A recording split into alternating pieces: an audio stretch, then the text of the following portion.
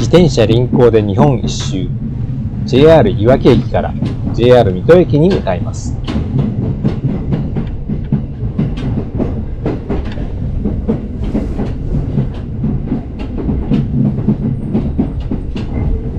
日本一周の初日は2021年3月10日。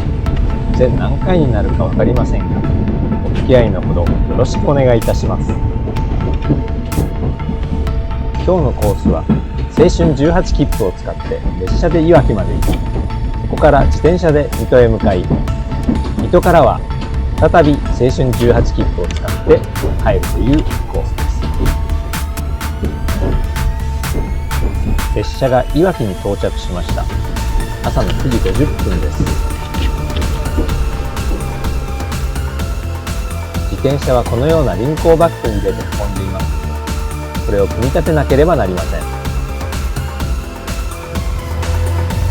組み立てる様子はうまく撮影ができませんでしたので、次回以降の動画でまた改めてご紹介したいと思います。このように組み立てができましたので出発しま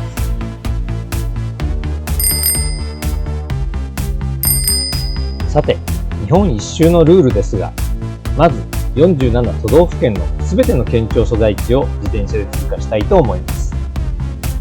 また、私はサラリーマンですので、連続して100日休暇を取るといったようなことはできません。したがって、飛び飛びの区間をつないで、日本全国を回れるようにしたいと思います。その結果、コースは一筆書きにはならないかもしれません。とにかく今日は、その記念すべき第一歩です。茨城県の県庁所在地、水戸を目指して走ります。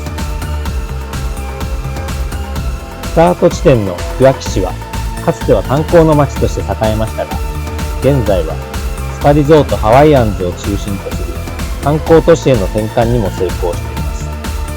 人口は東北では仙台に次ぎ第2位となっています。日本一周のスタート地点にいわきを選んだのは、かねてより復興サイクリングロードいわき七浜街道に来てみたかったからです。いわき七浜街道はこのような一般道路の区間と東日本大震災以降に建設された防潮堤の上を走る区間から構成され、総延長は約 53km となっています。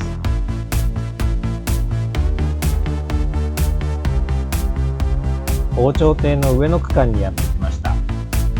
この日は天気も良く、左側に綺麗な海が見え、貸し切り状態のコースを楽しみました。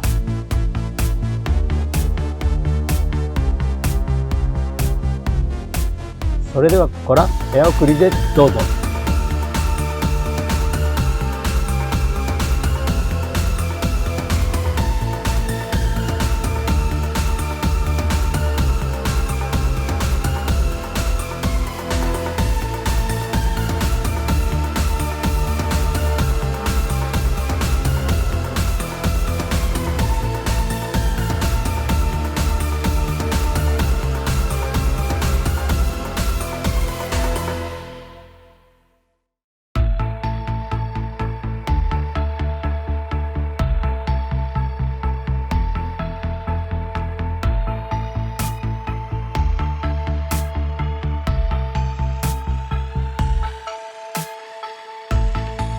再び一般道路区間に入り、上り坂に差し掛かりました。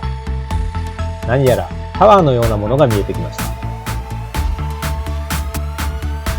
画面では分かりづらいのですが、かなりの上り坂に加え、この区間は向かい風、さらに変速機の調整不良により、インナーという軽いギアに入らず、かなり苦労しています。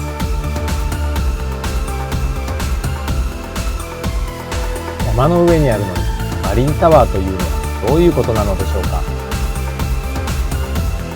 この一帯は三崎公園という公園の一部となっています。写真を撮り忘れたのですが、アクアマリン福島という水族館の横を過ぎると、再び防潮堤の上を走る区間となります。この区間の海の色は素晴らしいものでした。いわき七浜街道はここ勿来の関を起点・終点としています。和歌にも数多く読まれる勿来の関ですが、その存在を疑う説もあります。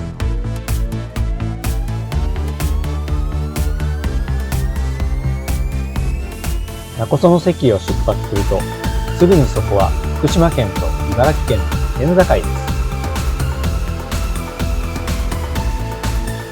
県境を越えると、岡倉天心が設計した六角堂がありますが、東日本大震災の津波で消失しました。その後再建され、現在は茨城大学が管理をしています。六角堂の近くには大津岬灯台があります。この灯台も津波で被災しましたが、その後再建されました。この辺りには多くの食事処があるのですが、今回は時間がなく食べることができませんでした。こちらは二津島です。かつては小さな島が沖合にありましたが、東日本大震災の地盤沈下により消失しました。ここは石浜海水浴場です。海の色が画面で見るよりもはるかに素晴らしく、このような素晴らしい海水浴場が茨城県にあることを恥ずかしながら知りませんでした。夏になったらぜひまた訪れてみたいところの一つです。茨城県水戸市といえば、徳川斉昭が造園した偕楽園です。この時期、梅祭りが開催されており、園内の梅が見事に咲き誇っていました。好文亭からの眺めも見事でした。好文というのは梅のことです。本日の走行距離 129.63 キロ、6時間3分。お疲れ様でした。